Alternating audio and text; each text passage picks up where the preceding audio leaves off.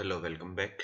स्वागत है आप सभी स्टूडेंट्स का अपनी 11th कॉमर्स की क्लासेज में। गुड मॉर्निंग, नमस्कार सभी को। फर्स्ट ऑफ ऑल आप सभी अच्छे होंगे। देखिए स्टूडेंट्स, अब हम 11th जो अकाउंटेंसी का इंट्रोडक्शन क्लास थी जो पहले हो चुकी थी, लेकिन कुछ स्टूडेंट्स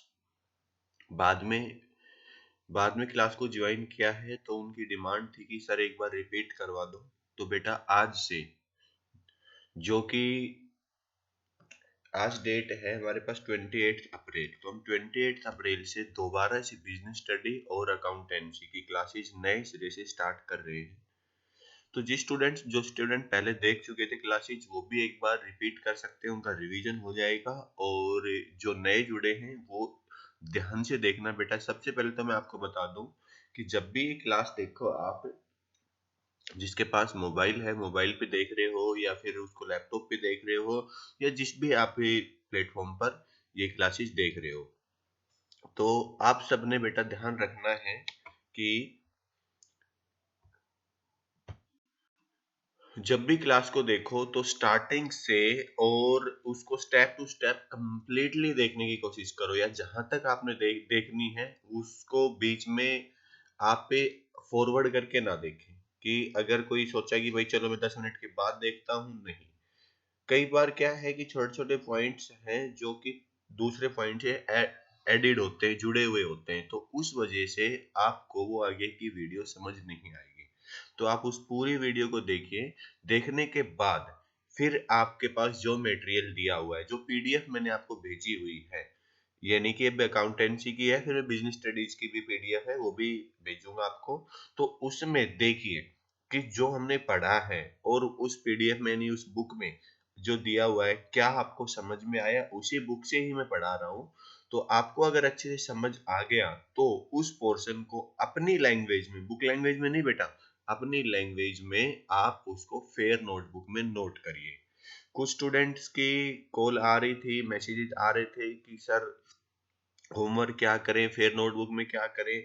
तो बेटा जो भी कंटेंट मैं आपको करवा रहा हूँ वो कंटेंट आपने अच्छे से समझ के, अच्छे से समझे, आपने समझने के बाद जो क्लियरली हो गए उन्हीं को ही आप फेयर नोटबुक में डालिए। और डेली मेरे नंबर पर जो भी काम करते हो चेक के लिए आप मेरे पास भेजिए, मैं चेक करूंगा।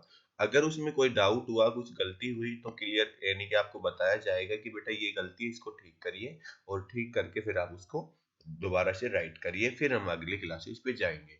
अब हम यूं ही करेंगे कि एक दिन क्लास दी जाएगी, उस दिन आप उसको देखिए और नेक्स्ट डे आपने उस होमवर्क को चेक करवाना है और उसकी जो भी मिस्टेक होगी वो आपने क्लियर करवानी। यानी कि डेली क्लास तो जाएगी, एक दिन अकाउंट्स की होगी, एक दिन बिजनेस स्टडीज की होगी। तो अकाउंटेंसी की आज क्लास हो गई, आज आपने होमवर्क किया, कल मैं उसको चेक करके दूंगा, कल ही आपको बिजनेस की क्लास दे दूंगा। तो कहने का मतलब ये हुआ कि आप एक सब्जेक्ट को लगभग 2 से 3 घंटे डेली टाइम दीजिए।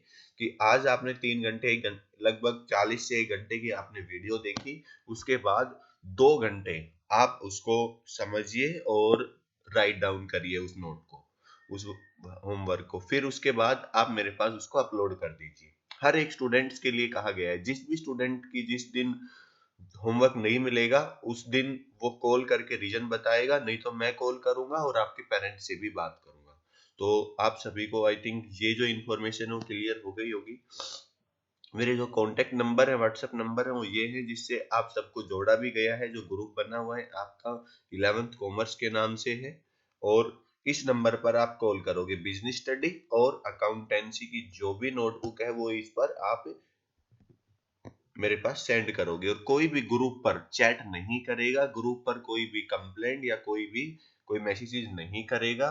अगर आप करते हो तो फिर मैं उसकी जो कि ओनली एडमिन्स वाला पोर्टल ओपन कर दूंगा, आप मैसेज नहीं कर पाओगे। तो आपने केवल केवल मेरे पर्सनल नंबर पर कॉल करनी है, मैसेज करने हैं, या अगर इकोनॉमिक्स में कोई प्रॉब्लम है तो शुभम मैडम के पास भेजोगे। तो देखिए बेटा, स्टार्ट करते हैं हम आज की क्लास, जो कि अकाउंटेंसी। अब अकाउंटेंसी है क्या, इसका काम क्या है, क्यों की जाती है उसके बारे में थोड़ा डिस्कस करेंगे और फिर इसकी मीनिंग्स और एडवांटेज कैरेक्टरिस्टिक्स पर हम चलेंगे। देखिए बेटा,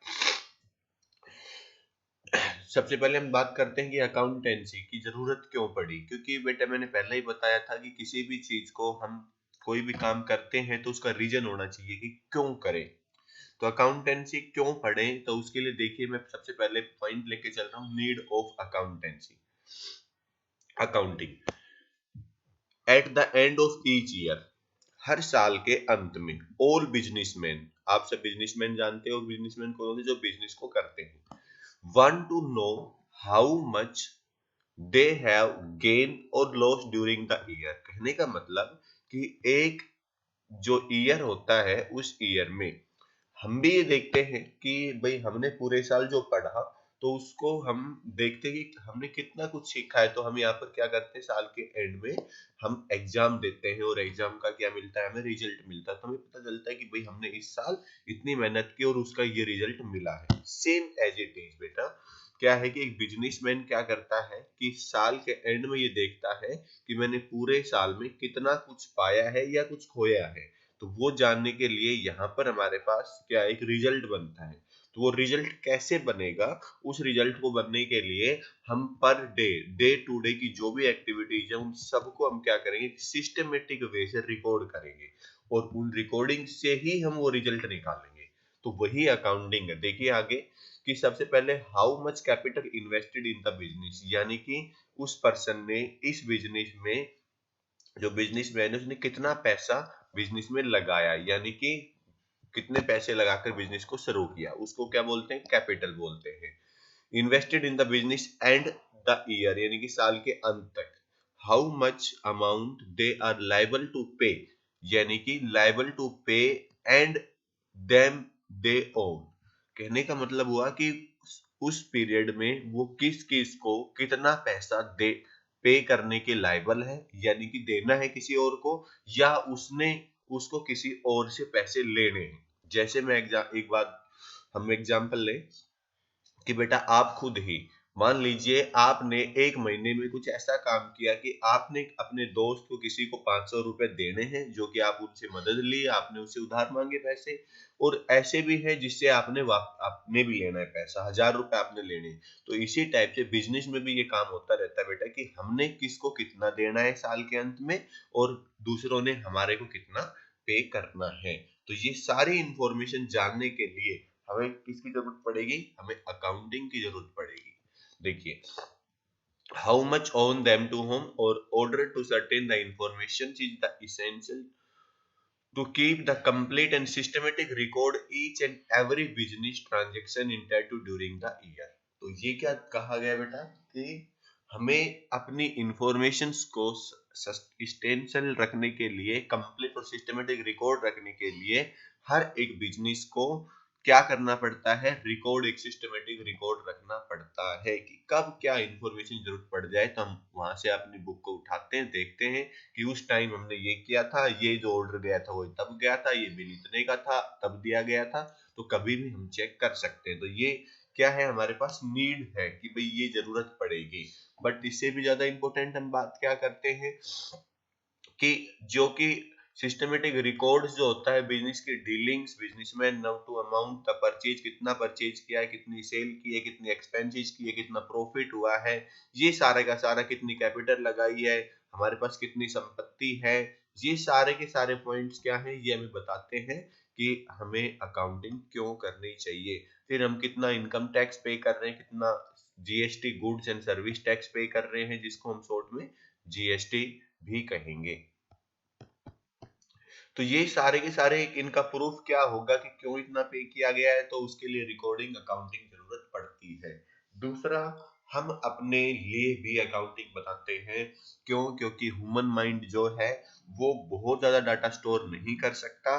तो उसके लिए वो क्या करेगा कि वो रिकॉर्ड करेगा। जैसे कि मैंने आपको पहले वाले वीडियो में बताया था, फिर रिपीट कर रहा हूँ बेटा, ध्यान से समझिए कि एक businessman per day, day to day हजारों लाखों ट्रांजैक्शन करता है, यानी कि हजारों लाखों एक्टिविटीज करता है, जिसमें किसी में पैसे आते हैं, किसी में वो पे करता है, खरीदता है सामान, बेचता है, किसी को सैलरी देता है, किसी को कोई एक्सपेंसेस होती है, कोई लाइट का बिल, पानी का बिल या कोई और रिफ्रेशमेंट वगैरह ये होते हैं। तो वो पर्सन कितना ध्यान रख सकता है। बहुत छोटे बिजनेस में तो थोड़े दिन के लिए रखा जा सकता है, लेकिन बड़े बिजनेसेस में बिल्कुल भी नहीं। तो रिकॉर्ड करना बहुत जरूरी होता है। तो उसे ही बेटा कहा जाता है कि जरूरत पड़ती है हमें अकाउंटिंग की। तो अकाउंटिंग की जरूरत इसलिए पड़ती है। तो पहले हम एक बार डेफिनेशन देख लेते हैं बेटा कि मीनिंग क्या होगा। देखिए यहाँ पर 3 डेफिनेशन दी गई है, तीनों आप पढ़ सकते हो। मैं American institute of chartered public accountant की जो डेफिनेशन है वो क्लियर करवाता हूँ, जो कि सारी की सारी सेम है ही। तो एक को मैं समझा रहा हूँ आपको। Accounting is the art of recording, कि अकाउंटिंग क्या है, एक रिकॉर्ड करने की कला है। उसको क्लासिफाई यानी कि अलग अलग क्लासों में रखती है, समराइजिंग करती है, significant manner in term of money, यानी कि मनी की जो रिकॉर्डिंग है वो एक सिग्निफिकेंट मैनर में रखती है। Transactions and event which are part of at least or of a financial character and interpreting the result therefore. नहीं आया सर, किसी को भी समझ में नहीं आया, इसको सिंपल भाषा में समझाइए। देखिए बेटा, अब आप इधर आ जाइए, मैं आपको एक एग्जांपल लेता हूं और उस एग्जांपल से कंप्लीटली अकाउंटिंग को हम समझते हैं। देखिए बेटा, मैंने एक एग्जांपल लिया था, एक सिंपल सा। आप भी ले सकते हो, आप भी सोच सकते हो। सबसे पहले तो आप ये मानिए कि आप किस बिजनेस में काम करना चाहते हो, कौन सा बिजनेस ओपन करना चाहते हो। तो मैं एक छोटा सा बिजनेस लेता हूँ जो कि हर कोई पर्सन जानता है, समझता है, हर किसी के आसपास वो काम होता रहता है। यानी कि बिजनेसेस तो आपके आसपास बहुत सारे हजारों बिजनेसेस चलते हैं, लेकिन एक बिजनेस जिसमें आप डेली जाते हो, देखते हो। कि मैंने आपको बताया था कि भाई मान लीजिए आप अपने यहाँ इस एरिया में रह रहे हो, ये आपका जो कि गांव, कस्बा या जो भी जिसमें मोहल्ले में आप रहते हो, और ये आपकी क्या है, मार्केट है। जो कि यहाँ से उस मार्केट की जो दूरी है वो काफी ज्यादा है। मैं मान के चलता हूँ 10 किलोमीटर की दूरी है। यानी कि जो स्टूडेंट गांव में रहते हैं तो उनके लिए मार्केट क्या है, रेवाड़ी की है।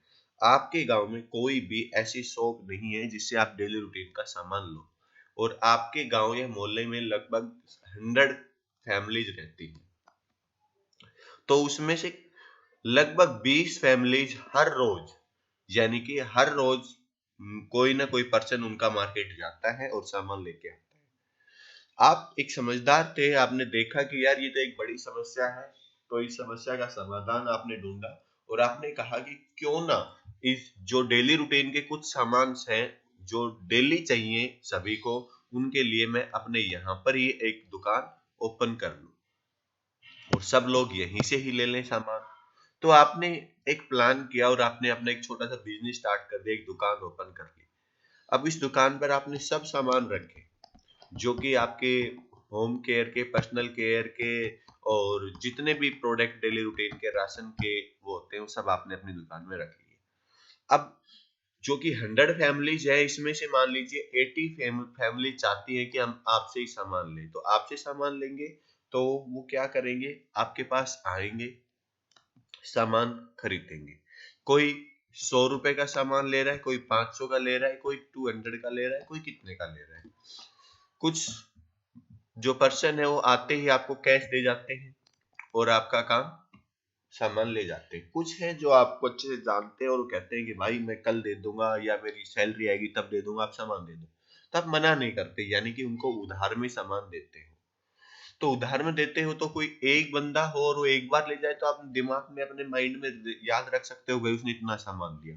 अब आपके पास तो क्या है कि 100 फैमिलीज है, 100 में बहुत सारे पर्सन रहते हैं। कभी कोई पर्सन आता है, कभी कोई आता है, कभी किसी घर से, कभी एक दिन में एक से ज्यादा भी बार भी आ गए, कभी 5 दिन तक नहीं आए। तो वो क्या है, तो उस चीज के लिए आप उनके पूरे मंथ की जो ट्रांजेक्शन है, जो जो सामान लेके गए हैं, वो अपने दिमाग में याद नहीं रख सकते। कहीं ना कहीं कोई मिस्टेक हो जाएगी। अगर आपने ज्यादा पैसे मांग लिए तो वो कहेंगे कि भाई हम आपसे सामान नहीं लेंगे, आप ज्यादा मांगते हो सकता है जो मांगे वो मिले भी ना, लड़ाई झगड़ा हो, डिस्प्यूट्स हो। और अगर कम लेते हो तो आपको लॉस हो जाएगा। तो इसका एक सिंपल सा समाधान है कि आप क्या करोगे, एक बुक्स बनाओगे और उस बुक्स में आप क्या करोगे, कंप्लीटली हर डे की जो भी सामान ले जाता है उसको क्या करोगे, रिकॉर्ड करोगे। तो आपने रिकॉर्ड कर लिया बेटा। अब रिकॉर्ड कर लिया, मान लीजिए आपने 20 लोगों को उधार में सामान दिया, तो उनके लिए आपने अलग अलग 20 पेज पर उनके नाम लिख लिए। मान लो X Y A B C, ये उनके नाम है। अब आपने देखा कि इस महीने में उसने 10 बार ये सामान लिया, तो आपने उसका 10 बार यहाँ पर डाल दिया उसी पर्सन का। जैसे मान लीजिए एक दिन का था, अगले दिन फिर आपके पास बहुत सारे आए, तो इनमें से इसमें मिस्टर एक्स का ये काम है, तो अगले दिन यानी कि पूरे महीने में उसने ये सामान लिया और इसका अमाउंट हो गया मान लो 3000 रुपए का टोटल अमाउंट हो गया पूरे महीने में। तो अब देखिए बेटा, ये क्या किया है 3 महीने में, इसका 1 महीने का 3000, इसका हो गया 1000 रुपए, इसके हो गए 2000 रुपए, इसके हो गए 500 रुपए, ऐसे आपके पास सभी का आपने अकाउंट बना लिया। अब आप इनको क्या करते हो, इन सब को टोटल भी करते हो कि भाई मैंने इस महीने कितने रुपए लेने हैं इन सब से, तो आपके बन गए मान लो 80,000 रुपए। तो ये रिकॉर्ड किया गया था।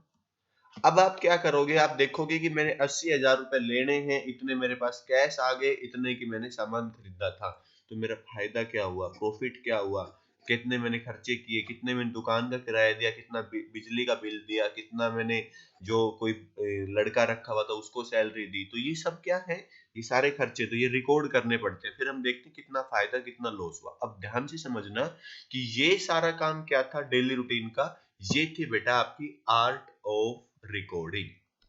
रिकॉर्ड करना, रिकॉर्ड कर दिया। रिकॉर्ड करने के बाद सेकंड स्टेप मैंने बताया था आपको, देखिए ये वाला, कि रिकॉर्डिंग और उसके बाद क्लासिफाइंग। क्लासिफाइंग मतलब क्लास में डालना।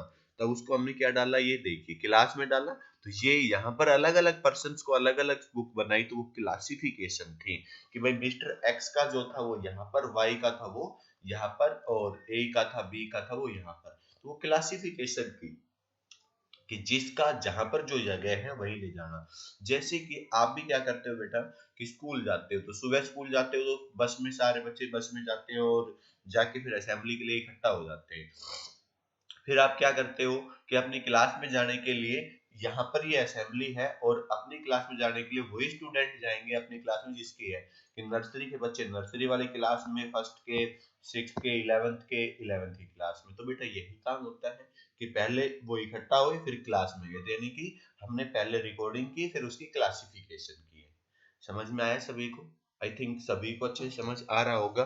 तो क्लासिफिकेशन करने के बाद हम देखते हैं कि टोटल ये जो अमाउंट है, ये इस बंदे का इतना हो गया, इसका इतना हो गया, इसका इतना हो गया, इसका इतना, तो ये हो गया बेटा आपके पास समराइजिंग, कि भाई आपने महीने में 3000 रुपए का, वो कहे कैसे, तो आप उसको दिखा सकते हो, तो समरी करके नहीं, टोटल उसका अमाउंट कितना बना 3000, और आपका टोटल अमाउंट कितना बना कि भाई आपने कितने रुपए लेने उधार के, 80,000 रुपए। तो ये क्या हो गई बेटा आपकी समराइजिंग। देखिए ध्यान से कि आपने क्या देखा कि summarising in a significant manner, तो एक सिस्टमेटिक मैनर से, एंड टर्म ऑफ मनी, तो ये सारा का सारा किस में था काम, मनी में था।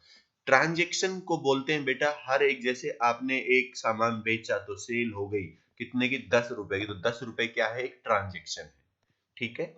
इवेंट क्या होगा कि इस 10 रुपए में आपने 10 रुपए का सामान खरीदा, कितने था, 8 रुपए का, इसमें 50 पैसे आपकी कॉस्ट लगी हुई, तो 8.5 हो गए, तो आपने इसमें कितना कमाया, 1.5, तो ये बन गया इवेंट।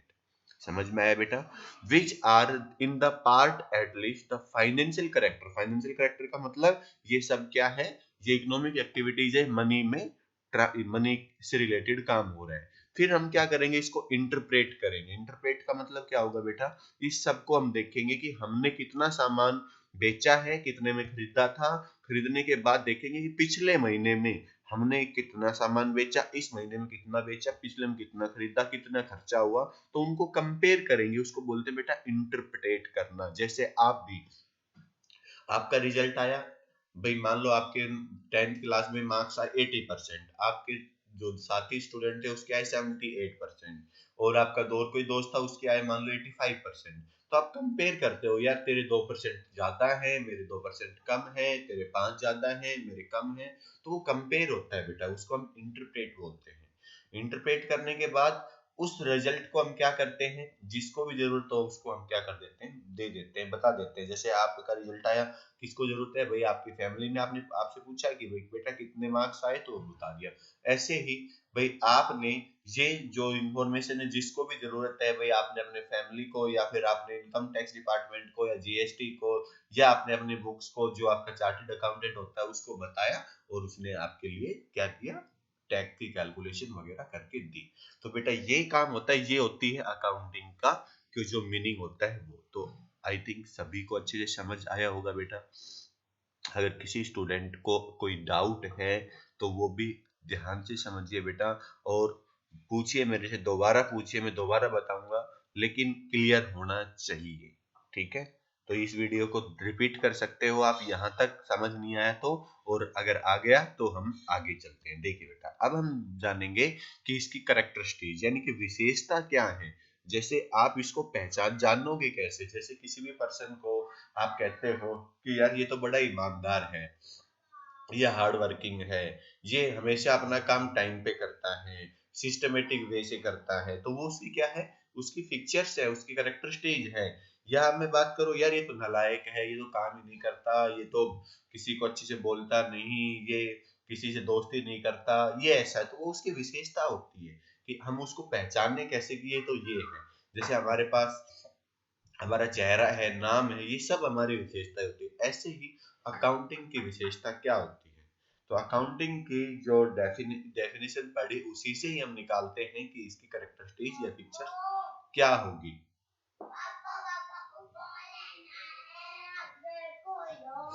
देखिए बेटा, तो कैरेक्टरिस्टिक ऑफ अकाउंटिंग, तो सबसे पहला पॉइंट दिया हुआ है, accounting is a art and as well as science.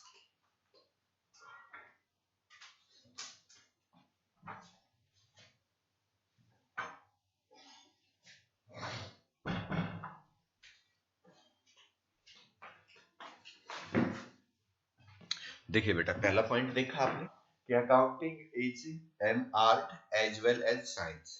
तो आप कहोगे कि सर आर्ट भी है साइंस भी, ये कैसे पॉसिबल है। तो बेटा मैं आपसे बात करूं कि accounting is a art, art का मतलब क्या होता है कि मुझे आप बताइए कि आपने जब आप बचपन में छोटे थे तो आपने साइकिल चलाना सीखने की कोशिश की, तो क्या आपको साइकिल पहले दिन ही आ गई थी चलानी। सबका आंसर रहेगा नहीं सर, एक दिन में तो नहीं आई, पहले दिन तो हमने साइकिल में चढ़ना सीखा, फिर हम गिरे भी, फिर हम थोड़े 2-3 दिन, थोड़े दिन बाद हमने हल्के हल्के चलानी सीखी। तो बेटा यही है कि जब भी आप कोई काम करते हो तो उस काम को करने में स्टार्टिंग में थोड़ी प्रॉब्लम आती है, फिर क्या होती है, वो अच्छे से होता है। यानी कि गलतियां होती है, फिर आप उस गलती को सुधारते हो और फिर उसको बढ़िया बना देते हो, कला कर लेते हो कि हाँ अब मेरे पास ये कला है कि मैं ये काम कर सकता हूँ। तो मैंने अभी बताया कि accounting an art recording classifying and summarising the business transaction. तो ये क्या था कि ये एक आर्ट का काम है कि भाई हाँ हम काम करते हैं तो हमारी कला बढ़ती है। एज वेल एज साइंस क्यों रखा, क्योंकि बेटा आपको पता है साइंस का मतलब ये है कि कोई फिक्स रूल होते हैं कि उन रूल्स के अकॉर्डिंग हम काम करते हैं। तो जैसे आपने पढ़ा होगा कि भाई आप कोई सामान को छोड़ते हो तो हमेशा नीचे गिरता है, यानी न्यूटन का क्या लगता है, रूल लगता है। ये एक नियम है, ये एक साइंस का एक रूल है। ऐसे ही इलेक्ट्रिसिटी का या और भी बहुत सारे रूल्स है कि भाई किस तरह ये एक जगह दूसरी जगह जाएगी। तो ऐसे ही अकाउंटिंग को यानी कि ये काम करने का, रिकॉर्ड क्लासिफाई समराइज करने के एक रूल है।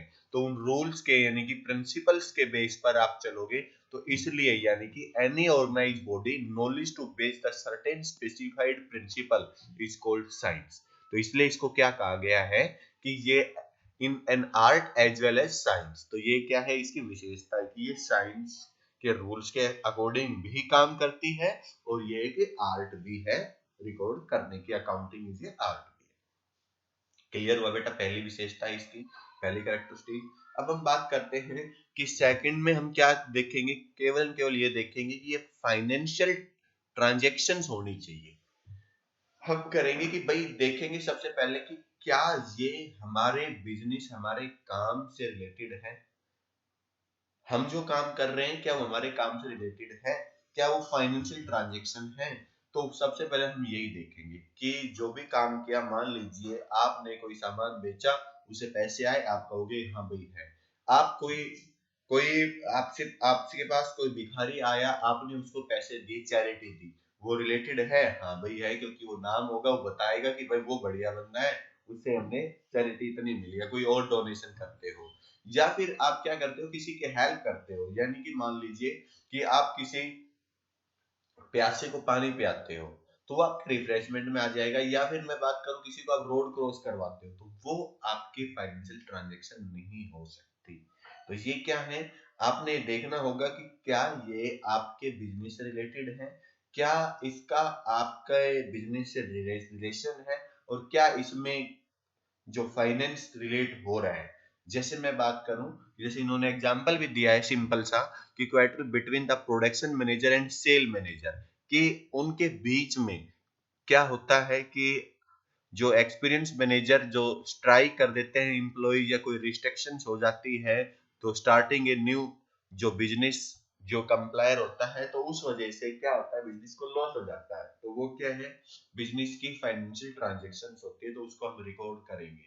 कि अगर कोई ऐसी प्रॉब्लम किसी बाहर की वजह से लॉस हो जाए, बाहर की वजह से कोई प्रॉब्लम आए, तो वो हमारे रिलेटेड नहीं होती है। जैसे बाढ़ भूकंप आ गए, तो उससे हम क्या बताएं कितना लॉस हो गया है, तो ये कोई रीजन नहीं हुआ। तो कहने का मतलब हमने फाइनेंशियल ट्रांजेक्शन को देखना है कि क्या उसमें फाइनेंस डायरेक्टली खर्च हुआ है या रिसीव हुआ है।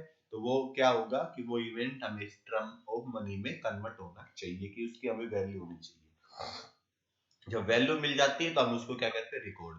तो in recording in terms of money, हमेशा जब भी हम अकाउंट्स बनाएंगे, तो अकाउंट्स को रिकॉर्ड करेंगे मनी में, कि भाई ये इतने रुपए का सामान है, इतने का काम है, इतना ये है। तो उसको जब अगर मनी में कन्वर्ट कर दिया तो ही रिकॉर्ड करेंगे, अगर मनी में कन्वर्ट नहीं हो पाया कि भाई इसकी कितनी वैल्यू थी, तो हम उसको रिकॉर्ड भी नहीं करेंगे। तो ये थी बेटा इसके पास, जो कि आपने देखा अभी।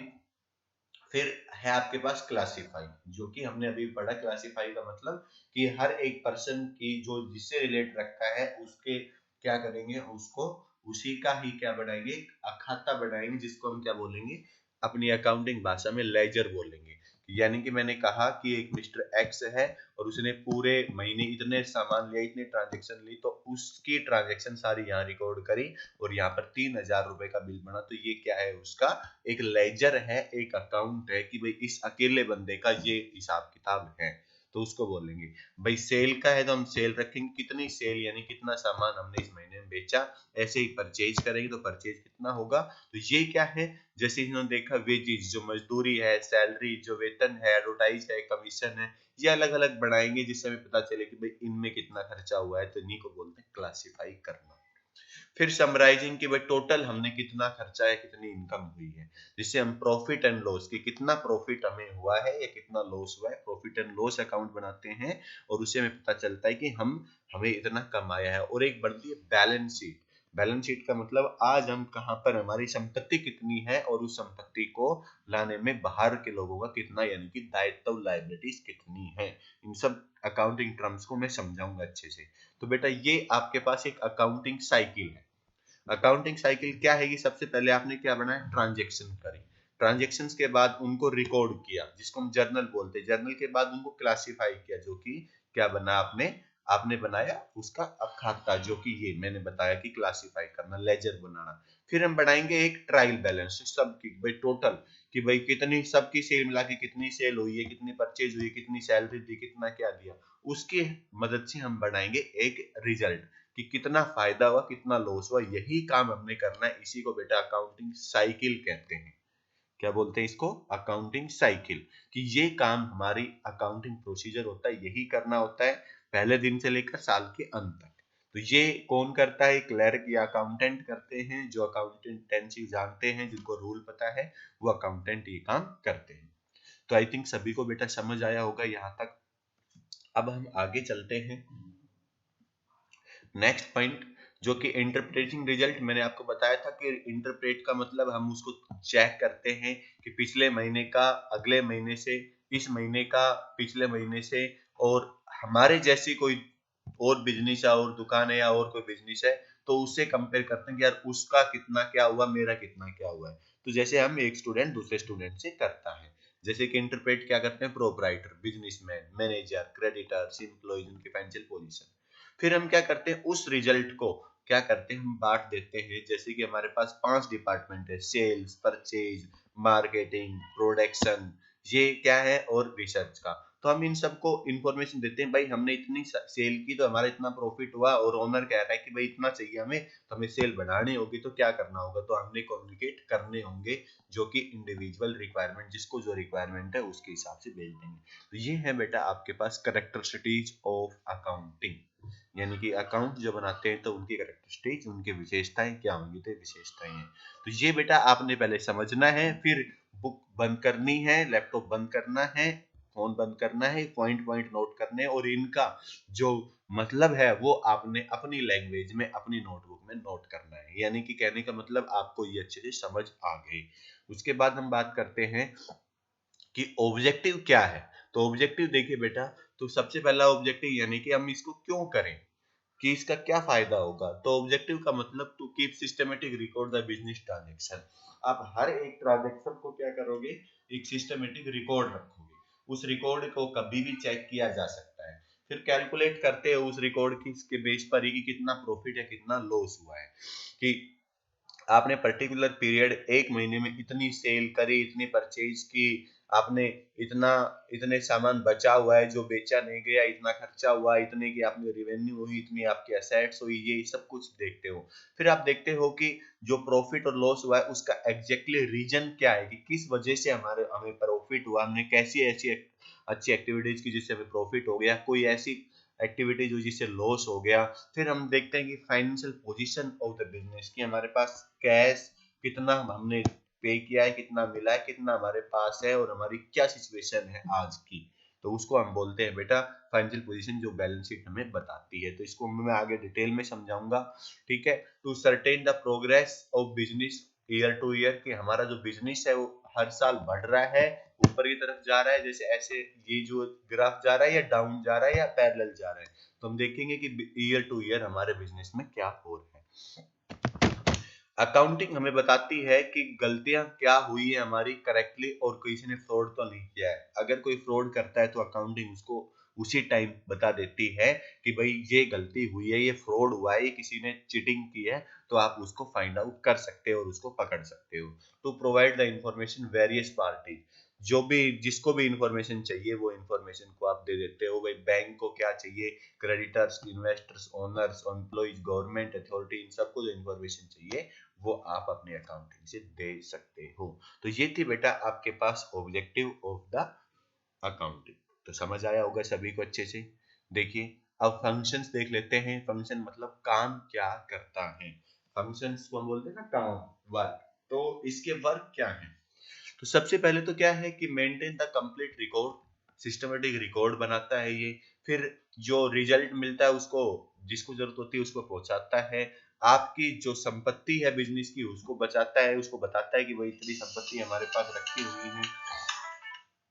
उसके बाद अगर मैं बात करूं तो protecting the assets of the business, जैसे बिजनेस की एसेट्स को बचाता है, मैनेजमेंट को कंट्रोल करता है कि भाई कि कौन क्या कर रहा है, ट्रस्ट होता है एक दूसरे पर क्योंकि हर चीज रिकॉर्ड होती है। कंप्लेंस द लीगल नीड्स, यानी कि गवर्नमेंट की जो नीड्स होती है उसको हम पूरा करते हैं कि भाई कितना टैक्स देना चाहिए, वो हमारी अकाउंटिंग के बेस पर होता है। ये कितना हमने पैसा कमाया उसके बेस पर जीएसटी कितनी बनी, क्योंकि हम हर एक ट्रांजेक्शन रिकॉर्ड रखते हैं, तो जीएसटी भी, जीएसटी के पूरे टॉपिक को हम पढ़ेंगे।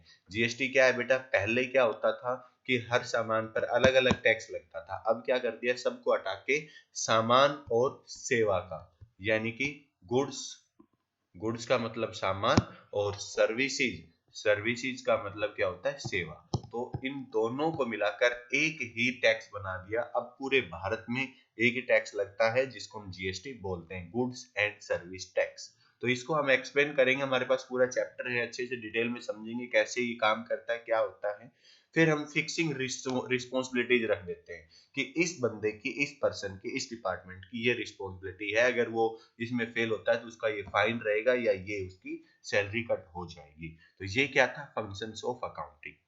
फिर आते हैं हमारे पास अगला स्टेप जो कि बुक कीपिंग, अकाउंटिंग और अकाउंटेंसी की। इनमें क्या डिफरेंस है कि भाई बुक को मेंटेन करना अकाउंटिंग क्या होती है, अकाउंटेंसी क्या होती है। तो इसको पढ़ेंगे बेटा हम अगली क्लास में। तो आज आपने इतना ही समझना है और इसको बहुत अच्छे से आपने क्या करना है, समझना है, फिर रिकॉर्ड करना है। किसी भी स्टूडेंट को कोई भी डाउट होता है तो वो आप मेरे से कॉल कर सकते हैं या मैसेज करके व्हाट्सएप पर मेरे पर्सनल नंबर पर, जो कि आप सबको पता है कि 9466277068 है। तो बेटा ध्यान से इस वीडियो को देखना और समझना, और फिर हम आगे की क्लासेस देखेंगे। सभी को वीडियो देखने के लिए थैंक यू, और सभी अपनी नोटबुक चेक करवाएंगे। मैं अगेन वो बता रहा हूँ कि सभी ने अपना क्या करना है, होमवर्क भी चेक करवाना है। और जिस भी स्टूडेंट को अगर कोई प्रॉब्लम हो तो वो प्रॉब्लम शेयर कर सकता है, समझ सकता है मेरे से। देखिए बेटा,